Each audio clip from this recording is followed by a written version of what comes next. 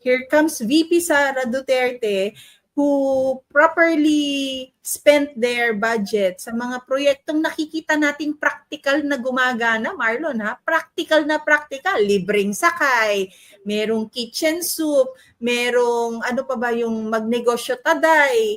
Tapos Marlon, yung naka 1 million ano na sila ha, na puno na tinatanim. Sa tree planting, no? And Oo. nangyayari yan sa kabila ng kakarampot na pondo, binawasan at pinag-iinitan, tapos sinisiraan na ito ang isang Vice President Sara Duterte kasama ang kanyang team sa Office of the Vice President na talagang tuloy lang sa pagtatrabaho.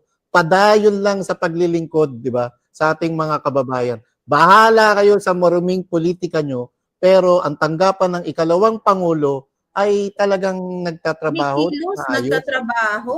At pinagkakasya kung ano man yung pondo na ipinagkakait ng gobyernong ito.